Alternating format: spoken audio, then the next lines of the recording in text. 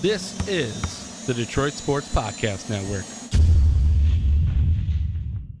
Doc here for DetroitBeardCollective.com, Detroit's premier grooming company. Visit DetroitBeardCollective.com for quality beard care products. Detroit Beard Collective is a Michigan-based company that takes pride in providing quality and affordable products for men to care for their beards. Jock uses the beard soaps when his rec league hockey team is growing out their beards.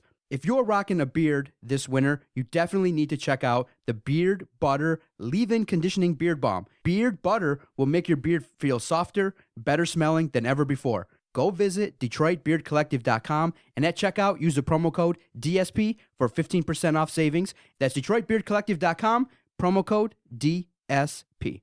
I want to tell you about our newest sponsor, Team Top Cat Sales. Are you looking for team apparel for your high school, your club sports team, or corporation? Look no further than Top Cat Sales, located on the east side of Main Street in downtown Royal Oak, between 11 and 12 Mile. Through founder and former University of Michigan QB John Wangler's leadership, Top Cat Sales has developed a tradition of selling and distributing custom Adidas team apparel with the highest quality and best service. Get your organization, school, or club team all in with Adidas today by going to TopCatTeamSales.com. That's TopCatTeamSales.com. Also, follow Top Cat on Twitter at Team Top Cat. Hey everybody, this is Freddie Cohen of ESPN Radio. When I'm not talking about breaking news or breaking news on ESPN Radio, I'm always a fan and listen to the Detroit Sports Podcast, and so should you.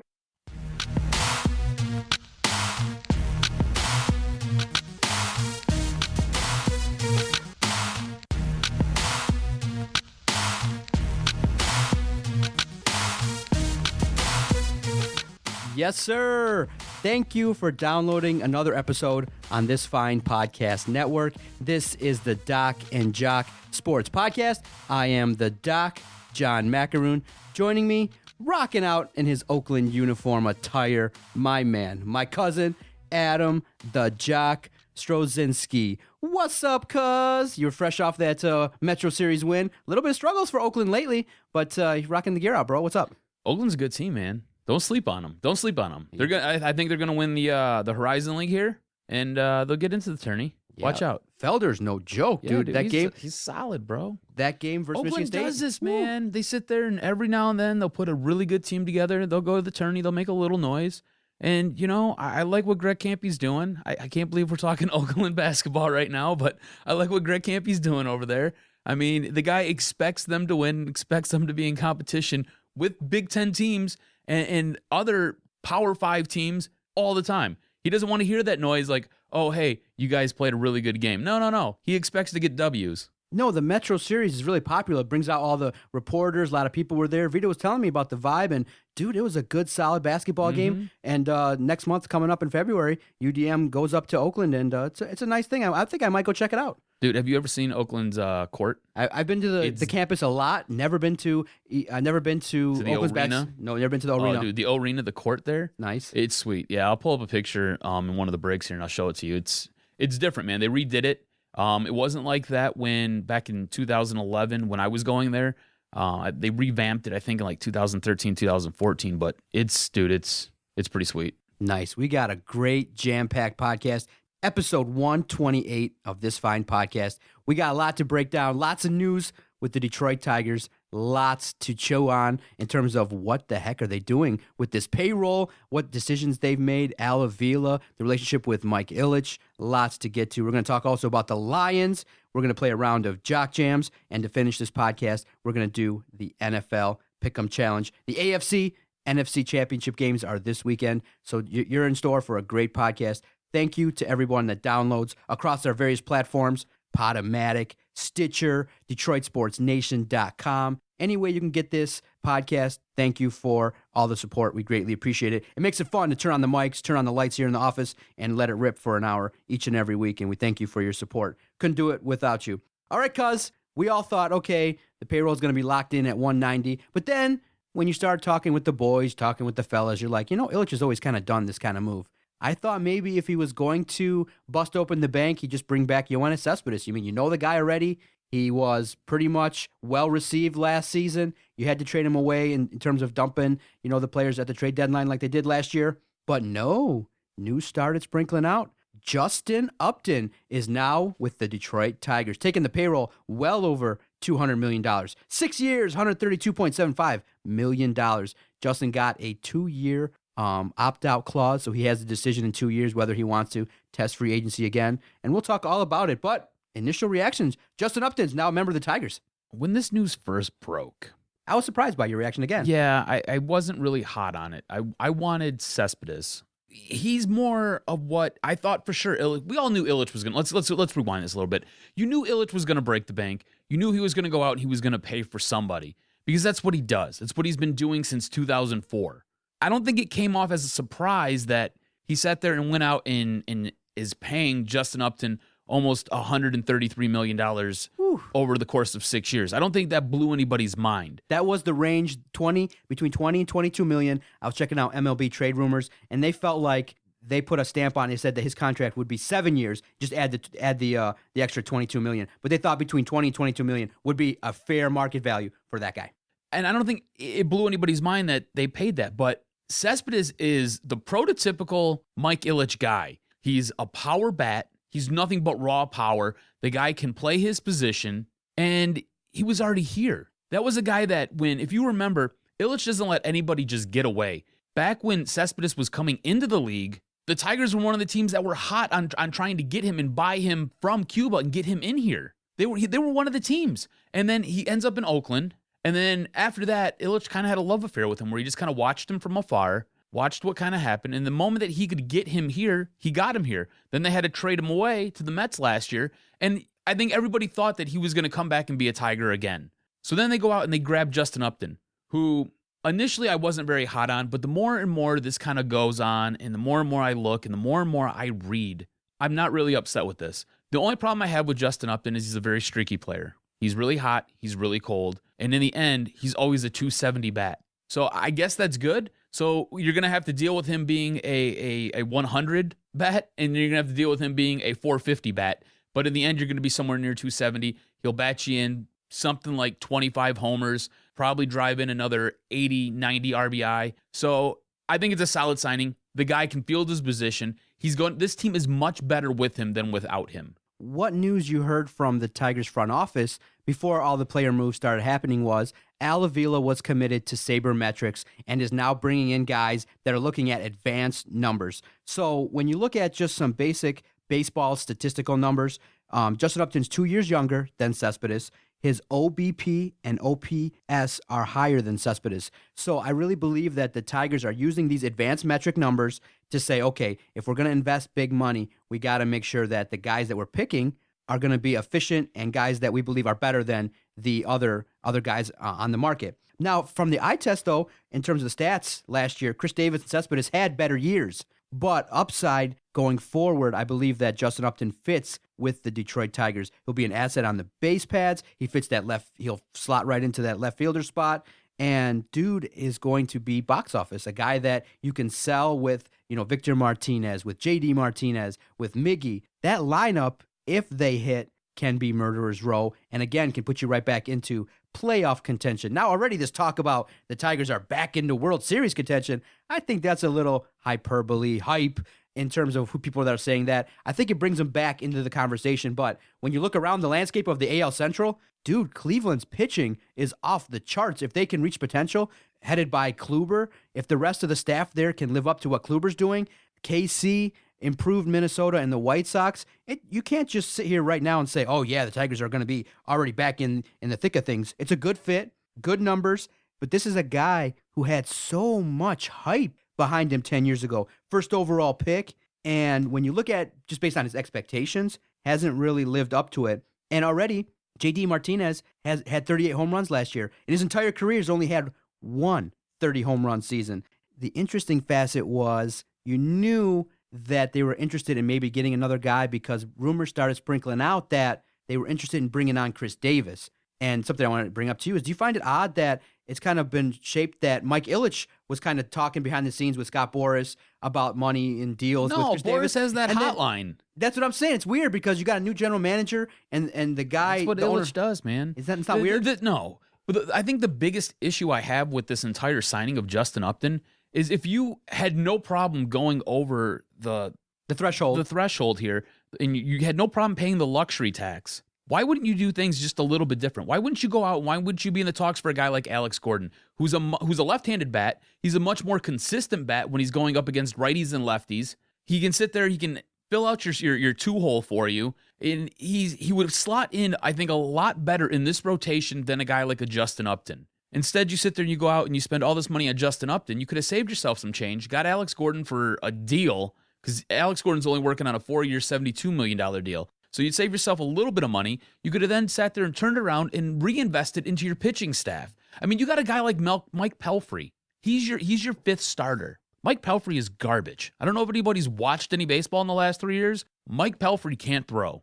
And unless he's going to come here and have a career renaissance, I don't see it happening. So now your fifth spot in your rotation is super weak. You could have strengthened that up. You could have added more to your bullpen. I really do like what they've done with their bullpen. It's probably the strongest the bullpen has been in the last 7 years. But that being said, you could have took some of that money that you invested in a Justin Upton, and if you weren't going to do anything with your starting rotation, you could have helped your back end out a little bit more. There are different ways you could allocate this money that you're giving to Upton.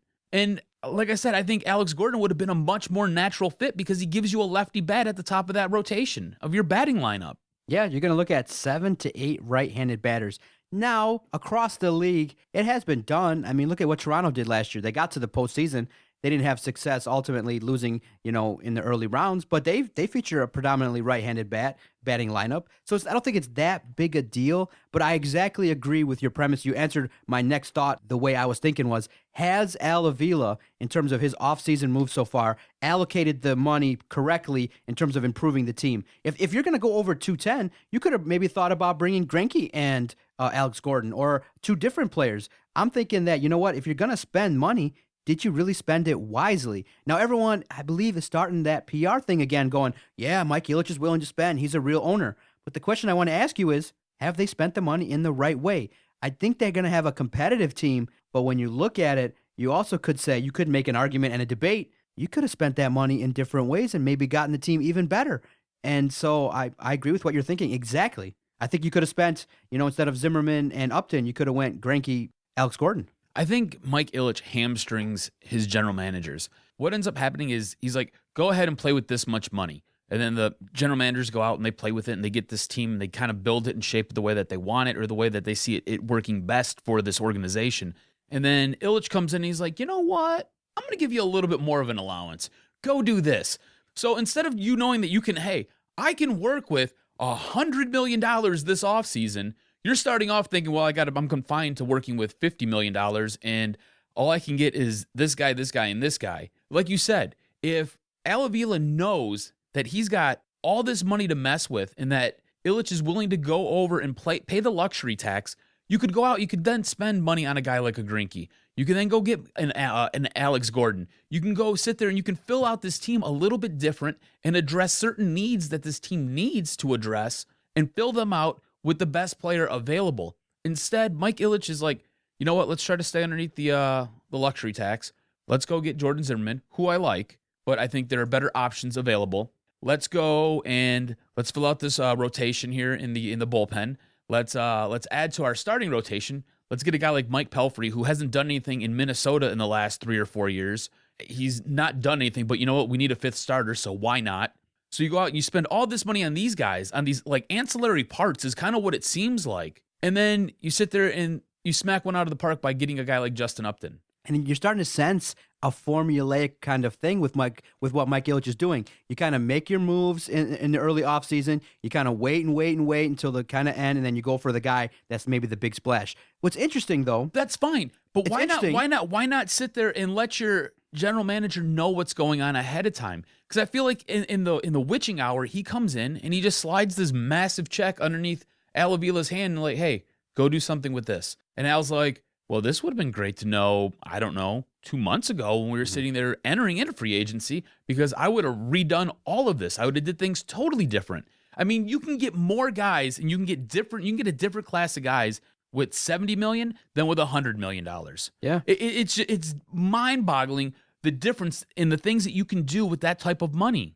Now, I'm satisfied in terms of the competition between Justin Upton, Chris Davis, and Cespedes. I think we got the best guy I agree. going forward. You know what? I agree. The more and more I look, I think Justin Upton, his numbers are a little bit more consistent than a guy like Cespedes. And he's on the field, too. Averages 152 games a year now for the last 5 years. He's durable. He's got a nice bat. He'll bring power to the lineup, and he'll actually, be able to assist, that bottom half of that lineup if that's where he's going to be slotted. But what I don't like is right now, the way it's set up, it's a boom or bust lineup because it was brought up by Buster Olney and a lot of people that the second half of this lineup, as projected, last year had 590 or so strikeouts.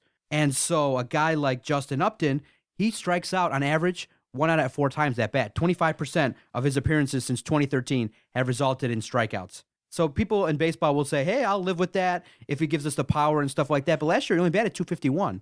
And now a point of contention that I'll see where you stand, and me and Vito talked about a little bit on the Tigers Talk podcast, was he played for Kirk Gibson out there in Arizona.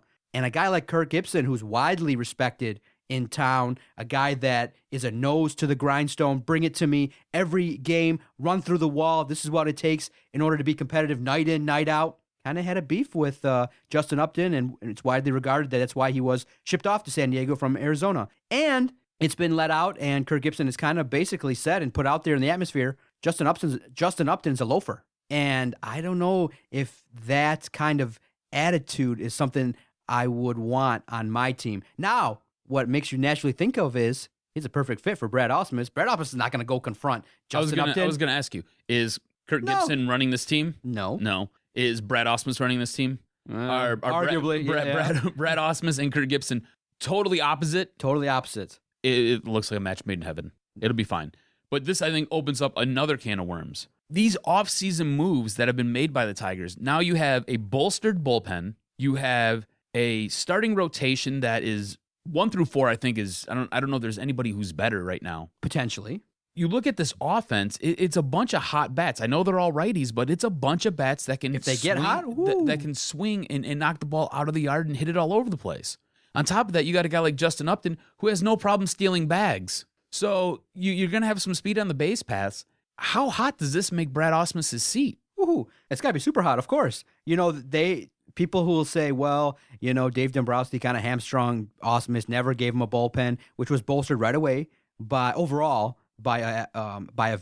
If you look at the additions that they've made, they've got a solid closer with experience. They got maybe a reliable setup man that you can throw in there. And then you got 2. And then you're going to hopefully rely on Rondon to maybe get his head out of his ass and maybe be a contributing factor. Maybe not. But that's what's fascinating about this team is that it has the potential to do some damage, but so did last year's team. And so you got to say, okay, the next issue, the next target in line is Brad Ausmus has to get better in-game managing. He's got to use these pitchers correctly. He's got to put this team and this lineup in the right positions because there's already speculation in terms of 2 or 3 different lineups you can use night in, night out. So it's going to be incumbent upon Brad Ausmus to make these right choices. And Vito had a lineup already set up. Buster only had a lineup. Other individuals have lineups set up. And now you got to say, okay, Justin Upton's on the team. What does this say for Tyler Collins, who is a left-handed bat that has some potential that you now maybe have to brush aside because you got Justin Upton who's going to play the majority of the spots in left field? I think what you said was key. He's a left-handed bat. How many left-handed bats do they have on that bench? Victor Martinez is the only day-to-day guy who's a switch hitter. Exactly. That's it. Exactly. So I don't think Collins is going anywhere. I think he'll end up saying, I think what they'll end up doing is they'll run with 5 outfielders. They're going to have to because you need that opposite bat. You need some lefties on this lineup, which again blows my mind why they'd sit there and they would go after a guy like this and go get Alex Gordon. So what grade would you give Al Avila so far in terms of his moves and his demeanor and his, what he's done so far in his first offseason as the general manager of the Tigers? I like what he's done. I think that at this point in the season, solid B+? Exactly.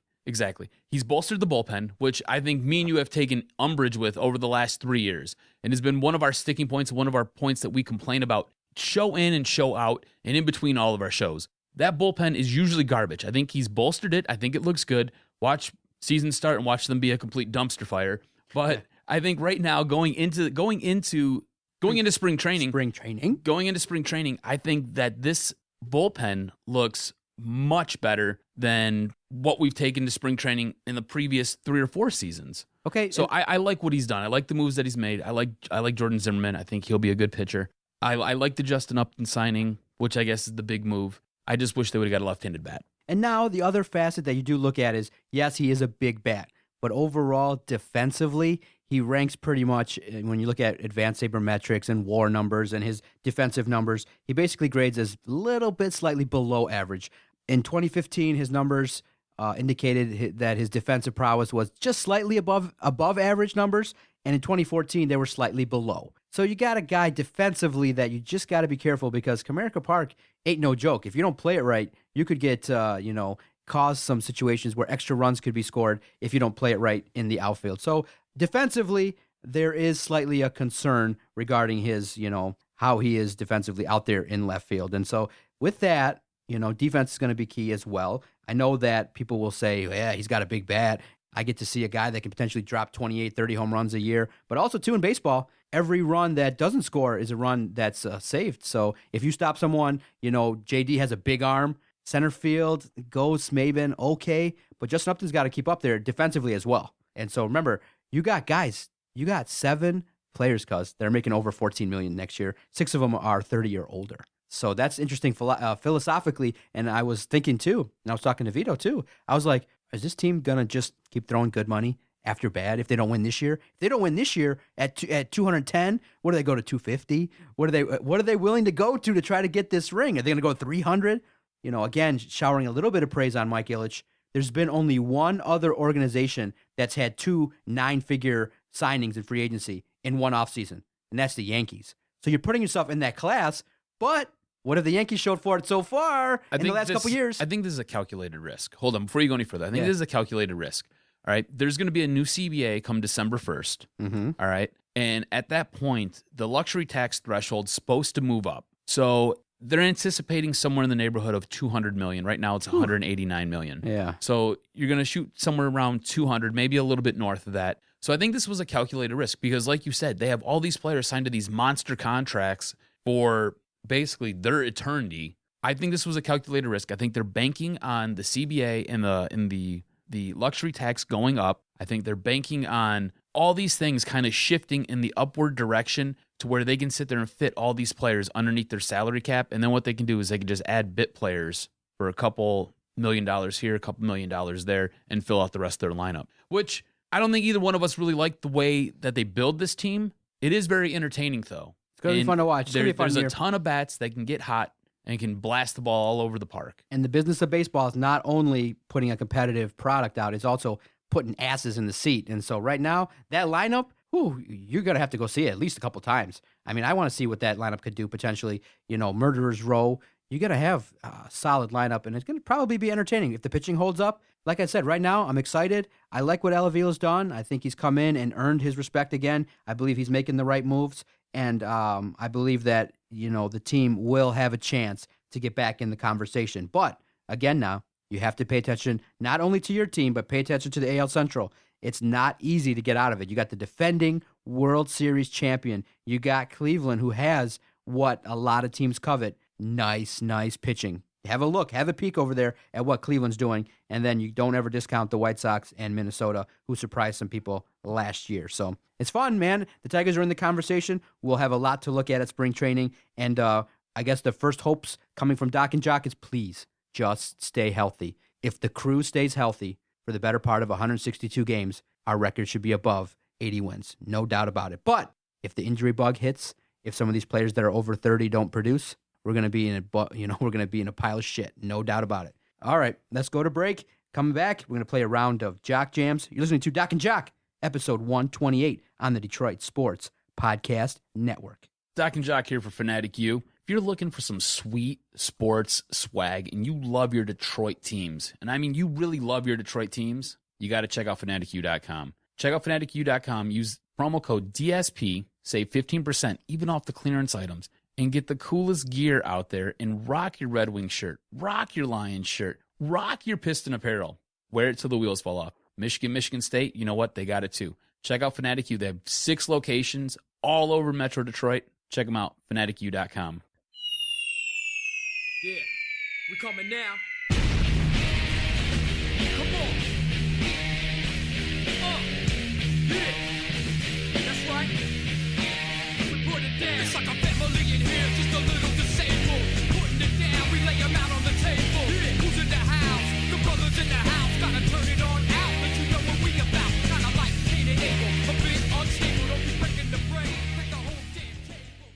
Oh, right. Thanks, everybody, for pushing that download button. That's how we survive. Thank you to everybody that's been supporting our sponsors. The DSP code at fanaticu.com. Unbelievable response. That's how we can give away stuff to those that are willing to go online at Fanatic U. We're giving away that Stadium Series hat, man. That's good stuff. I'm very happy with that, and your guys' support really keeps us going, and we can't thank you guys enough. It's great. That's a sweet hat, too, man. It's a nice hat. I like it. It's good stuff. You did good there. All right. You ready for Jock Jams? Got a lot for you, sir. Yeah, let's do it.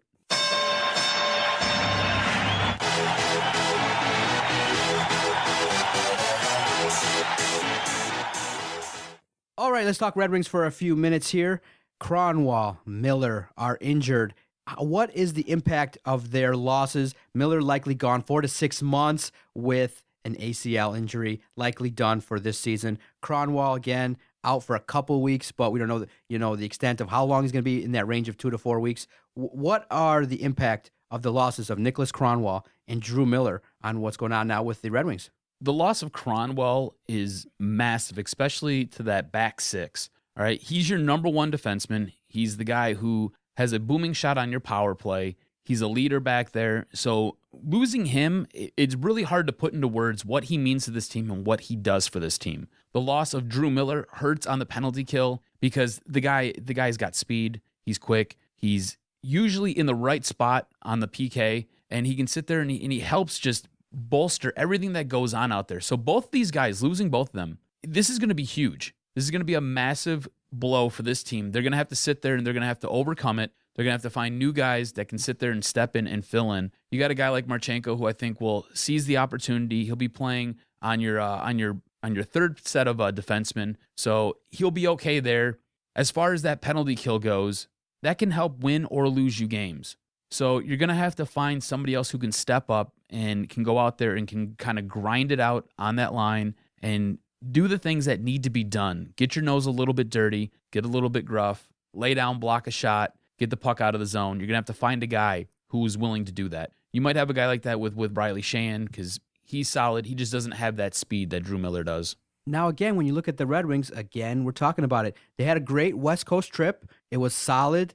Jimmy Howard was unfortunately the beneficiary of being on a back-to-back where they didn't have their legs. They didn't play good. But when you look at the team, again, what are we talking about? Scoring. Where's the scoring punch coming from? Are you a little bit concerned about that at all? The scoring is not as good as you'd like. I mean, in terms of, consistency across the roster. Dylan Larkin's putting the puck in the net. Zetterberg, Datsuk, the big stars. But Tatar, Nyquist, Abdelkader, Helm are kind of all so not consistently putting the puck in the net. It's not looking that good. At this point in the season, you're basically halfway through with it.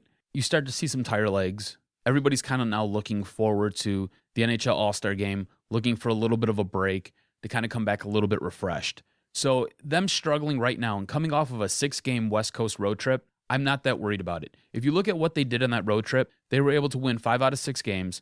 They were able to come home, get some points. I know they lost to Philadelphia, but they did get a point out of that game. They're taking on the Blues Wednesday night. I'm not worried about it. Once you get into that All-Star break, get a couple days off, get your legs back, you get to come back. I think that you'll see a product that is a little bit faster, that doesn't have as much problems putting the puck in the net. I think now that the goalie situation is figured out, I know that Jeff Blashill hasn't come out and said, hey, Mrazek's our number one, but obviously Mrazek's your number one.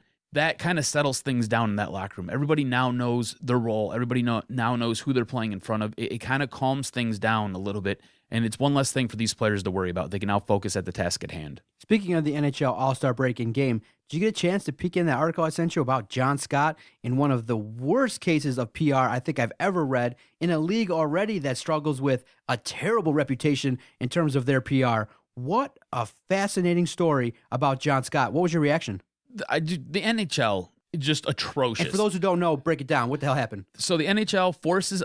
so John Scott gets voted by the fans as captain of the Pacific Division. It's kind of a joke, It too, is. because he's not that good. The whole thing kind of started with a writer, I believe, for Yahoo, who said, hey, we should get this guy voted in. John Scott, for those who don't know, is a grinder.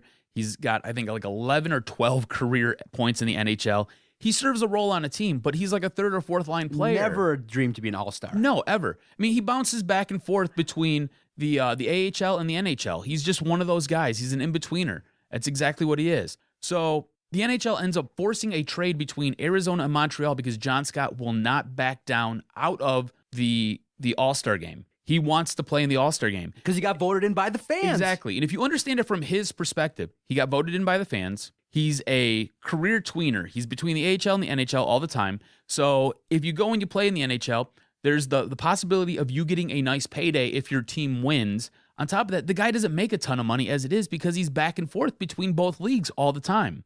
He's got a wife who's got a kid on the way. She probably already gave birth to it while we're doing this show. So on top of it, he never in a million years dreamed of playing in an all-star game.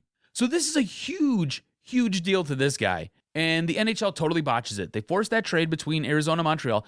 He gets to Montreal. Montreal then immediately sends him to the minors. So now he's not eligible for the all-star game. After that, everybody started taking the NHL to task. The NHL came out, I believe it was on Tuesday, and said, you know what, we're going to let John Scott be the captain of the Pacific Division. He will be allowed to play. John Scott's now saying, hey, I want to wear the jersey of my AHL team in the All-Star game. This story has so many layers. It's incredible. What the NHL should have did, just let the guy play. The fans voted him in. The fans obviously want to see him, right? Yeah. He got voted to be a captain. So that means that you took at least a fourth of the major share of the votes here. They want you to be captain. They want you to lead that specific division. Let him be the captain. Let him play in the game. Let him do his thing. You could have sat there and you could have used it as a goodwill story. You could have showed the interesting struggle that this guy goes through every single day and how big of an honor it was for him to be voted as an all-star. Instead, you totally screw this all up. You crap all over this guy. You sit there, you break up his family by forcing this trade to Montreal. His wife is now left in Arizona where she's probably given birth to their other kid.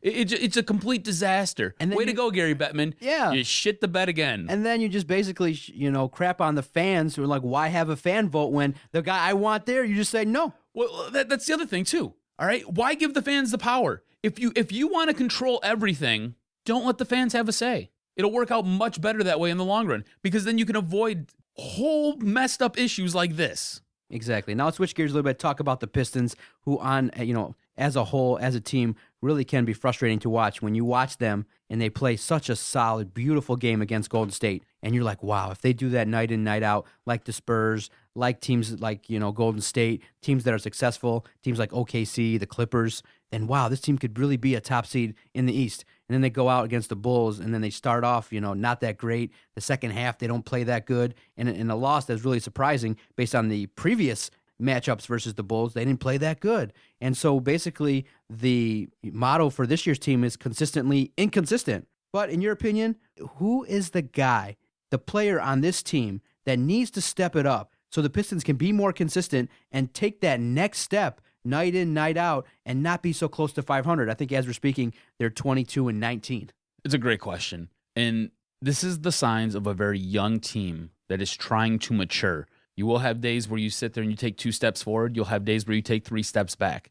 I think the one guy, though, who needs to kind of get it together here is KCP. I need KCP to be a little bit more consistent. Get that third status, yeah. As he goes, this team kind of goes. He's kind of the one that can put them over the hump. If he can tighten up on defense, and if he can be more of a 17-5 kind of guy, 17 points, 5 rebounds a night kind of guy, I think this team looks dramatically different. I think he's putting more baskets in the net. I think he's sitting there coming away with more defensive rebounds. I think if he can do this, he becomes more, his defensive prowess becomes that much greater. And I think this team, the way this team is built and the way that they're constructed, if they can do things properly on the defensive side of the ball, that instantly translates to offense for them. And they can sit there and they can keep high-scoring teams. You've seen it with Golden State. You can keep high-scoring teams contained. That offense can get rolling. And once that offense gets rolling, it just builds off that momentum. But KCP's the guy that I need to see kind of step it up, especially the second half of the season here. And you got to realize, he plays the most minutes out of everybody on this team right now. He is out there, I want to say, at least 38 minutes a game or something close to it. So the guy is out there a lot. And that kind of hampers him on the offensive side because as the game goes on, he starts to wear down a little bit, gets a little bit tired. And I don't know if you've ever ran around for 38 minutes and then tried to shoot a basketball. It's probably not going to drop. So I think if he can tighten up a little bit, maybe get a few more breathers here and there from SVG, I think KCP's the guy who can sit there and kind of flip that switch and get this team to kind of level out a little bit. Man, it was great to see Big Ben get his number retired. Kind of asked a little bit, poll question, whether he deserved it. A lot of people say yeah, and but it was very hotly debated. The Pistons, man. Don't you just feel like they retire everybody's number? I remember when this was announced, me and Kenny got into it. Yeah. And Kenny's like, he deserves it. I'm like, Not really. I mean, seriously, come on, man. Like, every Piston gets their number retired. It's not even like an honor anymore. You had Dennis Rodman there, like on a coke bender, sitting there scheming on white chicks, and he got his number retired. And he was all out of it, all sorts of messed up. What? What's going on? It's like it's giant payday for Tom Gores. I don't understand it. All right, let's talk about what's upcoming this Sunday. It's all set, baby. Top 4 teams in the NFL are set to take the field in the AFC and NFC for the championship games. You got Arizona and you got Carolina, and then you got Denver versus New England. Manning, Brady, another matchup for the right to get into the Super Bowl. It damn near seems like every time an AFC team is represented in the Super Bowl, it's either Brady or Manning. Brady or Manning. I think this is Tom Brady's 10th AFC title game in 14 years. In your opinion, which game has your interest piqued the most? Which matchup has you most interested, and why? It's got to be Arizona, Carolina, right? It has to be. New England's going against Denver for what? I don't know. This Favorite on the road, too. This is the Peyton Manning, Tom Brady Bowl. Again, I don't know, 19 17, times over. 18, Yeah, yeah. it's insane. They play each other all the time. You kind of have an idea of how this is going to play out. I mean, honestly, Denver didn't look all that great when they were taking on Pittsburgh. New England seems to have things figured out there, so I'm not really worried about that. I think the most intriguing matchup has to be Arizona at Carolina. One, you got Cam Newton sitting there taking over Carolina. They have 0 wide receivers. 0. Nothing. You've got Jonathan Stewart, who's like 100 with a bad foot. Cam Newton's incredibly fun to watch. Like, if you hate Cam Newton, I think you're trying too hard, because Cam Newton is a blast and a riot to watch. You've got Arizona, who probably has one of the greatest stories going right now with Larry Fitzgerald, a guy whose career looked like it was all but over, reinvents himself as a slot receiver, comes back and helps them win that game against Green Bay and push them into the NFC Championship game. You do have Carson Palmer, who finally won a playoff game. You've got so many different storylines going on with Arizona, where they've been through 3 running backs all season. They finally have their rookie running back going. So it's just, there's a ton going on here. I think it's Arizona, Carolina. That's the most intriguing matchup to me. I love Cam Newton. I love Larry Fitzgerald. I want to see these guys go out there, and I want to see them do it. On top of it, Carolina's got a great defense, and Arizona's got a lot of intriguing players on their defensive side of the ball as well. So it's got to be Arizona, Carolina for me. I disagree. I think that you want to see Manning and Brady again? I think it has the potential to be a great back and forth game. Now, the question mark is going to be Manning. That defense for Denver is going to be outstanding. They're going to lock in and try their best to stop Tom Brady. But I think it has the potential to be a close game, because Cam Newton, if that gets rolling, they have the chance. Jonathan Stewart, if Cam Newton is MVP quality, they can blow the game open pretty quickly. Did you see what they did against Seattle? Seattle For the first half. Yeah, that's all they needed. Yeah, but if there was 5 more minutes left in that game. Fits and butts were candy and nuts, man. They came out 31-0 in the first half. They came to play. And I believe that if they come to play their A-plus ball, then I don't think Arizona has a real solid chance. So that's why I think the better matchup is going to be the second game. But, hey, I agree with you. You laid out a good point. Both games are going to be nice. Can't wait. Sunday, that's it. Family's clearing out. I'm just going to sit, watch the games, and hope to see some 2 quality football games, and who's going to get the right to go to the Super Bowl 50. Yeah, baby. Can't wait to watch it. Should be good. All right, that was Jock Jams. Good stuff, sir. Very good. Very good knowledge. I always enjoy Jock Jams. Thank you, sir. I appreciate it. Doc and Jock, episode 128, Detroit Sports Podcast Network. Some Lions talk after the break. I want to tell everyone out there about DetroitSportsNation.com. They're a great website, and they've been very supportive to all the shows on the Detroit Sports Podcast Network. They host all the podcasts. They have great writers that cover all the Detroit teams, all the college teams. Check out their website and support those who support us. DetroitSportsNation.com. The collaboration has been excellent, and it's helped us to continue to grow and have great guests, take phone calls. So our collaboration with the Detroit Sports Nation has really been successful, and support those who support us. DetroitSportsNation.com.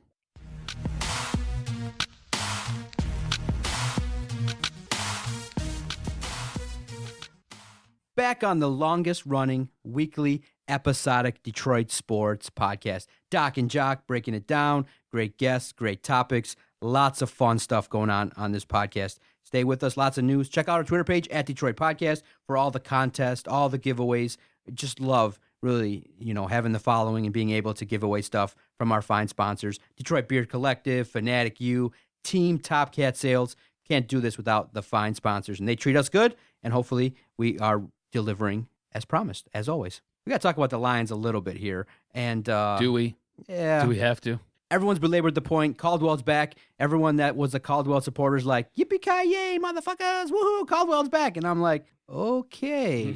It set off a chain of commands here, thinking that, Bob Quinn is the new general manager, and he's butt-kissing already, and was he neutered? I mean, right away, I watched your web show. People are already asking, that's a big question. Okay, who made the move then? You've now introduced, the concept that Martha Ford was instrumental in making the choice. Who made the choice? You say Bob Quinn did? Okay, I can agree with that, but I can roll with that. But now, just based on the fact that Bob Quinn has surveyed the landscape and kept Jim Caldwell, that leads me to believe that, okay, maybe he wants a little bit more time, and also he wants to appease the players. He wants to keep the two coordinators, keep some consistency, but also, too, it buys him a little cred with the boss. Mrs. Ford, little butt kissing to the boss is never a bad thing, especially when you're new. I get it. I wouldn't have did it, though. Here's the deal. Bob Quinn keeps Jim Caldwell. Who was left out there that you really wanted to come in and supersede him as coach? Who did the players want? The players backed him. Everybody in that locker room wanted him back. So it behooves Bob Quinn to keep Jim Caldwell because it helps keep that locker room intact, add some continuity. There was really nobody else out there that was overwhelmingly the next guy, the guy who's going to sit there and take this team that next step. I mean, do you want Josh McDaniels? I don't. Do you want Matt Patricia? What has he done? I know he's the defensive coordinator for the New England Patriots, but what has he done? I mean, everything that happens in New England, I really feel like is part of Bill Belichick. So what has Matt Patricia done? Exactly nothing. Who else is out there? Adam Gase? I think if Adam Gase was out there, Jim Caldwell probably wouldn't be back. But the Lions, in Lions fashion, waited too long. They drug their feet. Bob Quinn sits there, gets announced. He then takes a week to figure out what he's going to do with Jimmy C. There's nobody left. It's Jimmy C or bust. So you keep Jim Caldwell. You're right. You keep Martha happy. You keep the players happy. You buy yourself an extra year. What he's done is he bought himself an extra year. He now gets to spend this year focusing on getting that front office straightened away, getting that set up the way he wants it, and then being able to turn his attentions to the on-field product and focusing on the coaching staff and how he wants to sit there and he wants to revamp this lineup with the players that are already here. So going in to this offseason, he's now focusing on how he's going to sit there and how he's going to set up his draft board, how he's going to set up his front office, how he's going to set up his scouting department. And you're already seeing moves being made with this, which I think are great. And we'll talk about that here shortly. But what he does is he buys himself some time to sit there and get things in order, because you got to remember, this is the Detroit Lions. Nothing is ever an easy fix if you're a Detroit Lions fan. It's such a dumpster fire. The guy needs to buy himself another year. And if that means keeping Caldwell, and keeping Caldwell means you get 10 guys on the field 5 or 6 times out of the season and blowing calls and not getting irate when your team gets screwed by a referee because you don't know the rules, then you know what? You got to sit there and you got to eat that bullet. There's nothing written that says that Bob Quinn can't fire Jim Caldwell next season. If something better comes along, or if this team just isn't performing to the expectations that Quinn has for him, he can blow Caldwell out. There's no reason that they would have to keep him. None. Yeah. If someone comes along better, you made a great point on the web show. If someone comes along better, I don't think Quinn's going to be hesitant. It's just, one of those things where the perception of the Lions front ownership is so toxic. The thought of Martha Ford even entering an opinion makes everyone a little bit nervous, because we want change, because change equals results. It might not. I'm starting to, have a little doubt, just a little bit, in terms of, okay, please don't let us go out and get the guy from New England. Give us all that hope, and then he goes out and it doesn't work out because he's got the wrong coach.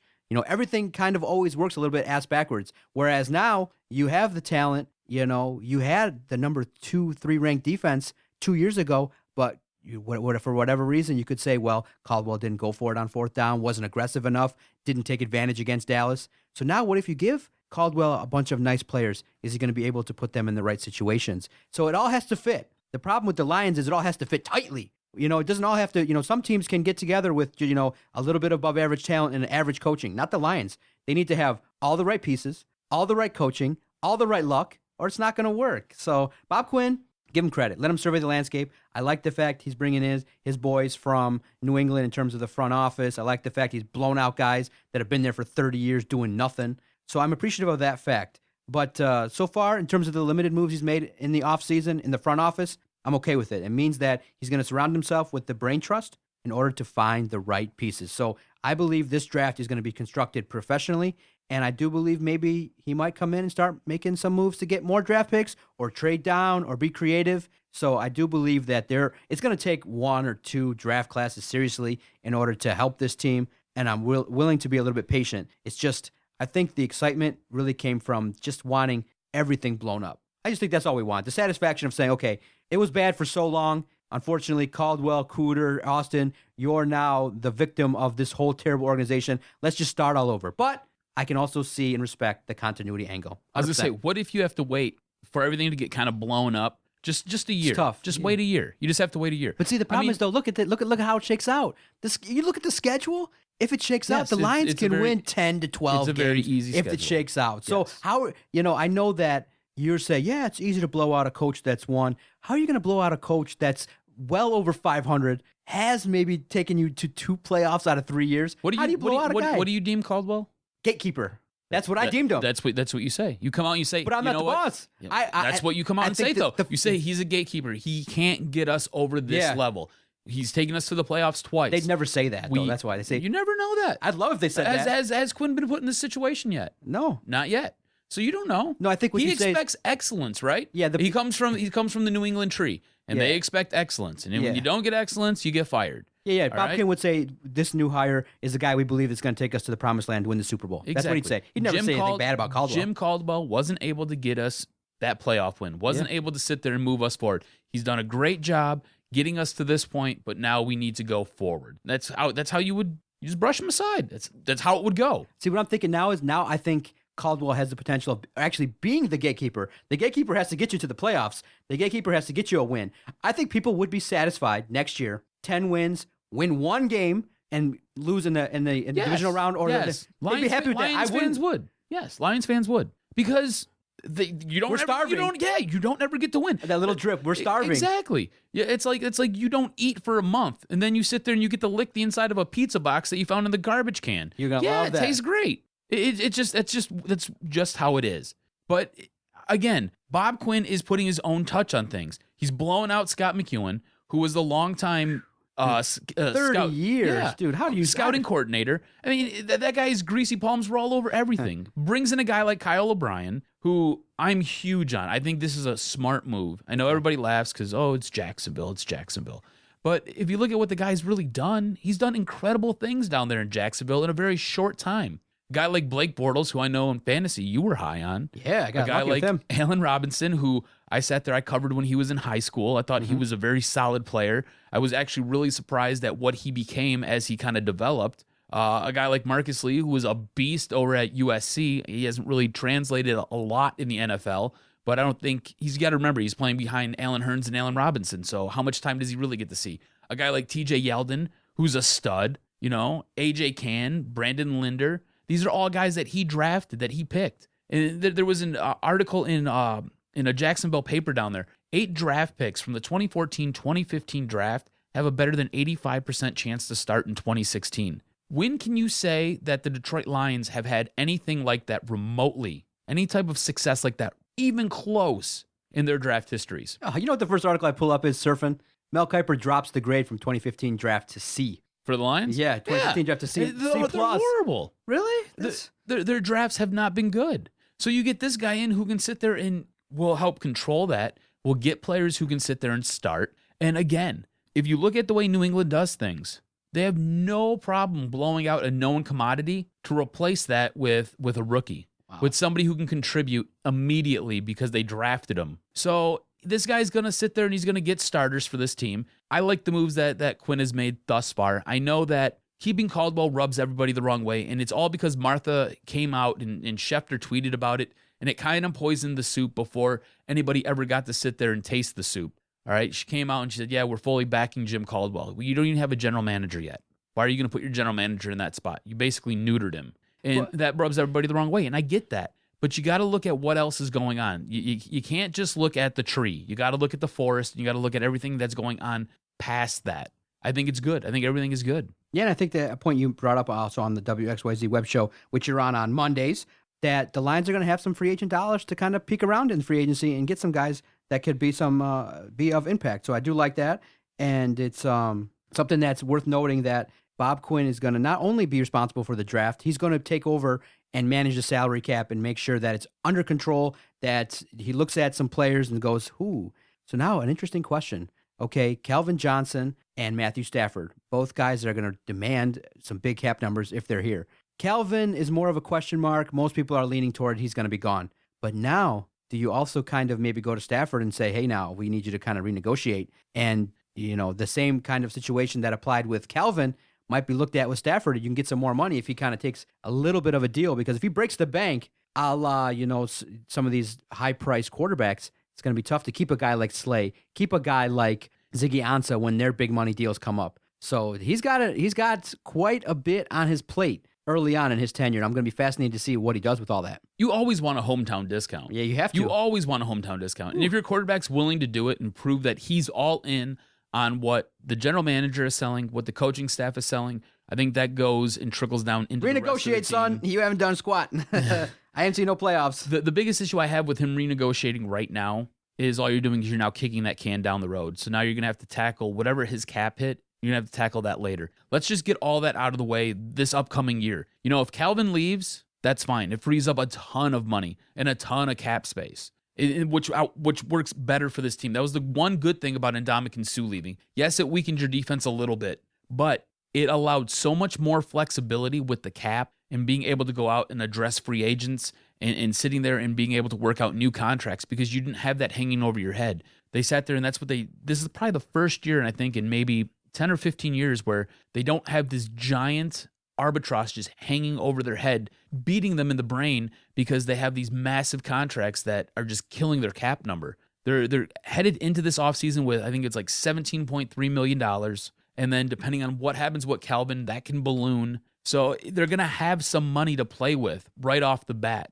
And like I said, that's what they're starting with. They're going to be getting rid of guys. They're going to be adding guys. So that number is going to kind of fluctuate a little bit. And in the end, it could be anywhere from $25 million all the way up to, $45 million, depending on what happens with Calvin. It's insane. And now a little juicy tidbit. Jim Schwartz coming back to Ford Field in 2016, defensive coordinator of the Eagles, and a game that we all think is going to be a victory for the Lions, a chance to stomp out with a nice offense, a defensive coordinator who comes in with a lot of cachet, a little bit of braggadocious, a little bit cocky. Why are Eagles fans so high on Jim Caldwell being their defensive coordinator? You mean Jim Schwartz, you mean? Jim Schwartz, yes. Because they like the guy with swagger. They saw him here in Detroit. They like the guy that's puffed himself up, and his defenses are okay. They're not terrible. He's been across the league, and he comes from the Belichick tree. Again, whenever you can flash on that resume, Bill Belichick, you say it over and over again, and he's going to, do some things.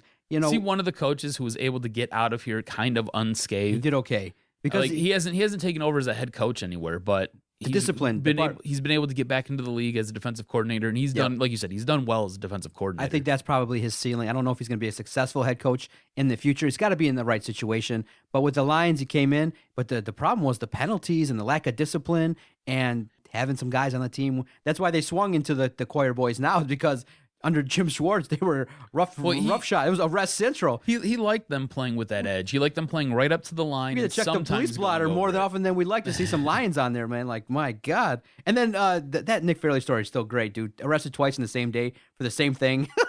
That was awesome. Guy's just an idiot. Yeah, that's why he's gone. But what are you going to do? But yeah, Quinn's job is going to be bolstering the depth on this team because you have talent at key positions. You're going to have to look at re-signing Slay. You're going to have to look at making sure the depth at linebacker is strong. The defensive line you may address in the draft, but Detroit Lions need depth. That's the one thing. Players 26 through 53 got to get much better. That's the one thing that separates depth. Good teams and great teams.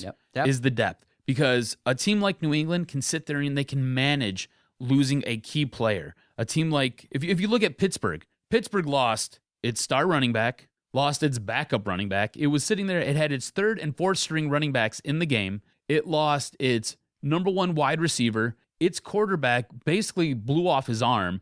and they were still competitive. And if Fitz Toussaint didn't fumble that ball, they're beating Denver, and it'll be New England versus Pittsburgh. I got a question for you. Sure. Have you ever, just a little off topic. I see you sitting there giggling Yes. as something trolls across your phone here. Have you ever visited in Macomb County, the Sun Chinese Spa? No. In Macomb? No. Okay. I'm going to get some more info, some breaking news out of Macomb. Is this a Breaking news from WXYZ. Macomb County Massage Parlor, Sun Chinese Spa busted for prostitution. yeah, there's one of those in Jackson. Oh, yeah? Yeah. Nice. Like it's on a billboard too.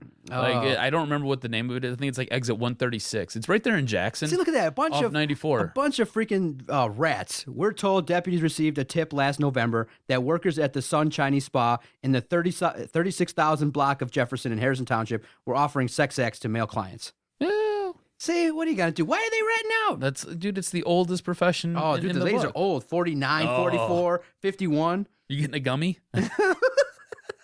Oh, man. These, rub and tug places. You got to be kidding me. Got to be. Take your teeth out. All right. What are you going to do? Yeah, We're gonna talk the picks next. We got to get out of here before we get in trouble. all right. Let's talk the picks. I was right again, even though the miraculous Aaron Rodgers threw another beautiful Hail Mary. I can't believe Jarvie on the Motor City Sports Rant was like, I don't like Cam Newton. I don't like Aaron Rodgers. I'm like, he wasn't thrilled with that Hail Mary. I was like, dude, I jumped out of my chair. I'm like, dude was falling backwards, threw it 50 yards. And I mean, okay, fine. It wasn't diagrammed that way, but he threw it 60 yards, got it, led his receiver and got it. I mean, you got to give Aaron Rodgers his props, even though they lost, and all credit to Arizona, who was able to withstand something like that and able to advance. That's the difference between the Lions and Arizona, is that, oh, yeah, they'll take that, and it doesn't cost them the game. It just costs them, hey, we're going to overtime. And right away, boom, Larry Fitzgerald. And a lot of people are saying, hey, Calvin really hasn't made any plays in the playoffs for the Lions. Larry Fitzgerald, look what he did first play of overtime. Got the ball. Carson Palmer did that spinaroo, dunkaroo, and threw it nicely to Larry Fitzgerald, who just unbelievably ran up the field, and the game was over. It was Larry Fitzgerald's show. And a lot of people are like, well, we're all begging for Calvin, a guy who hasn't gotten into the playoffs all that often. And when he has been, hasn't done a whole heck of a lot. So what are you going to do? But I was right. I take the points. I don't know why you thought Arizona was going to dominate. I mean, it's a playoff game. Aaron Rodgers, how can you doubt the A-Rod? I should have Come on, thought. man. I should have thought better. I just figured. I was like, oh man, the line is 7. It's a big number to It is playoffs. a big number. I was like, Arizona can handle these guys, and really and truly, Green Bay didn't really show me a whole lot. I mean, you went and you beat Washington. I was a little The game nervous before that- when the injury happened to, I think, their Cobb Yeah. early in the game versus Arizona. I'm like, oh, of course. You sit there and you beat Washington. The game before that, you get blown out by Arizona. It just, I don't know, man. After I said it, I was like, well, Maybe. You can't really take it back now. So with that, Doc earned 3 points. Jock got 2, which leads to us where we're at now. Doc has a commanding 46-44 lead in what we call the NFL Pick'em Challenge. Who you got, sir? New England at Denver, 3:05 Sunday Eastern. I will be on the couch, full of popcorn, full of pop, maybe a couple alcoholic beverages, kid-free, family-free, phone in hand, watching some great football. Love it. All right, you got? This game is worth 2 points because every week the games add up to 5 points. So this game is worth 2 points. Okay. What's the spread now? Looks like spread New England -3. That's right. They're favored. So I don't like Denver. I don't like Peyton Manning. You know I love Tom Brady. I'm going New England at Denver -3. I think New England pulls this game out. I think it's going to be something to the effect of 24-20. I think they just barely sit there and beat the spread. It's going to be a close game. It's going to be a good game, though. I don't believe that Peyton Manning has enough in him. I think he looked kind of shaky last week. I think that New England defense is going to get after him. Watch for Tom Brady to sit there and just mesh up with Gronk like they always do. Watch for Gronk to get 2 TDs. This game screams New England to me. Of course. I don't even give it that close. 24-20. I'm thinking along the lines of 31-17, 31-14. Peyton Manning is going to have to do something offensively. He's still throwing wobblers. His, on offense didn't look that good versus Pittsburgh. And Pittsburgh, my God, dude, seriously? Another Michigan guy, Toussaint, all he had to do was hold on to the damn ball. And what did he do? Fumbled the ball, gives Denver another opportunity. You can't have that happen in the postseason. Toussaint, come on, dude. The Pittsburgh was rolling. It might have been a better game, Pittsburgh, New England, than Denver, because offensively, they're going to have to, Peyton Manning's going to have to come back to the Peyton Manning of old, because right now New England's on another level. and Tom Brady is ultra competitive. That's why they're favored on the road. Unless you see magic and you see a team psychologically that wants to send out their aging quarterback out with a victory, this matchup favors New England in a lot of ways. The defense will have to create some turnovers for Denver if they want to be in it. They're going to have some special plays. It's going to take a knockout blow to beat New England. You go with the champs. You go with the team that is solid. So to be the man, you got to beat the man, and I don't think they do it. I got New England in a rout. All right, next game, Arizona at Carolina. This game is worth 3 points, and the spread is 3 points. I'm going to be taking Arizona in this game. I think Carolina may win, but the spread is 3. So if Carolina does win, it's going to be a close game. They'll win by 1 or 2. Arizona, I think, just has too much offense. And I know that Carolina defense is very good, but if you look at the way most of those points were scored early on in that game against Seattle, it was all scored by the defense. The defense sat there and helped put Carolina in a good spot. I think Arizona comes out. I think they protect the ball. I think they get the ball to Larry Fitzgerald. I think that they sit there and they matriculate the ball down the field and they'll score a couple points. I'm going Arizona +3. I agree with you 100%. And the reason why I agree is, man, I love the football show, A Football Life on NFL Network. They profiled Bruce Arians, and they talked about his time at Alabama. They talked about him working with Bear Bryant for a little bit. The opportunity that he had to really cement his legacy as a coach when he took over for Chuck Pagano over there at Indy. This dude had a chance. We could have had him. This guy is old school, doesn't care. They showed clips of him in interviews, and he'd be like, I don't care. He would. His family, attorneys would plead with him, just play the game, talk nicely in his interviews. He's like, no. If they want to hire me, great. I'm going to say what I want, and I'm going to say when I'm faulty. I'm going to, and that's why it took so long. You got to remember, he didn't get a head coaching job until he was in his 60s. It's unheard of.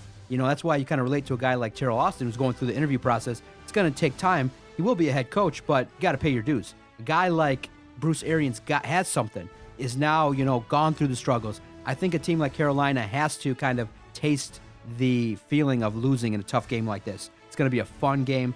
I like Arizona. I like Carson Palmer a little bit more in this game with Larry Fitzgerald. I like their ability on defense. I like the fact that they are unconventional. They'll roll out big plays. And Bruce Arians has a lot of experience in football. When you look at the coaching, that might be the edge in this game. Bruce Arians versus Ron Rivera. I think the edge goes to Arizona, and I think it's going to be a very tight game, which may even go to overtime as well. But I agree with you. Arizona +3 is going to be a situation that they can manage, and they could probably win the game outright. I agree with you, dude. That's good. Hey, that's really good insight, man. Where'd you get that from? Dude, I don't think you've given that good of concise information all year long. You know why? Because I looked at Bruce Arians in Arizona, and I'm like, I'm jealous. I'm jealous of Carolina. I'm jealous of Arizona, and I'm jealous of New England, and jealous of Denver. And I said, what's making these teams great compared to the Lions? Coaching. It's fitting all the pieces together at the right times. What the Lions do is they throw a bunch of shit together and then try to mishmash a story. Whereas you got Bruce Arians, who goes there to Arizona, has got a nice, solid quarterback. You got a nice receiver, solid running game. Hey, the running back goes down, the next man up handles his business. No excuses, no bullshit. And he comes out and it's just honest. And I like a guy that's a total opposite. And the reason why I'm so angry about Caldwell is I see Bruce Arians on the sidelines flailing away, throwing shit all over the place, passionate, great speeches, doing his own thing, going, I don't care about convention. I could care less about rules. I just want to go do what it takes for us to win. And a guy like that, and the story that was told about him, his loyalty to Pagano, left the lights on at the office the whole time that Pagano was gone. A guy that's loyal is unbelievable. He's a loyal guy and a cat that deserves success. So in a situation like that, you got to root for a guy like Bruce Arians to do a lot of good things because he's a good football guy with history and tradition, paid his dues in an unconventional way, and he's been around winners. Dude was on the staff of Pittsburgh when they won the Super Bowl. Come on now, you got to give the guy his props. And plus, now that we're doing this podcast, I want to step it up, show you I can hang. That's all. You got to live up to the hype, baby. Sometimes That's right. Can't take weeks off, baby, ever. That's right. So let's see what happens, man. I'm looking forward to the Super Bowl. Real quick before we get out of here, you think the better game would be Arizona, New England? I think the best game for the Super Bowl would probably be New England and Arizona. Yeah, I could see that just because I think Carolina offensively doesn't have as much. I mean, they basically have Cam Newton, and it's Cam Newton. With Arizona, you've got multiple fronts that New England defense would have to defend, as well as that Arizona defense is just as talented as that Carolina defense. So you're right. On paper, I think New England, Arizona would probably be a better matchup. Be more entertaining. I think it'd be high scoring too. Woohoo. All right, let's get out of here. A very fun podcast, episode 128 in the books. Check out our weekly podcast. All you got to do is go to DetroitSportsPodcast.com or get all the news and notes about our network at Detroit Podcast. I think the most interactive sports Twitter page in the area. We read everything, reply as much as possible to your comments. We read all the hate. We love the hate, love the support. All we can do, that's what we've built here at Detroit Podcast. Let's get out of here, sir. See ya. Go Wings. Sorry, Detroit. Didn't quite work out. And all I can say is Detroit Sports Podcast scores. I hear voices in my head. They counsel me. They understand. They talk to me.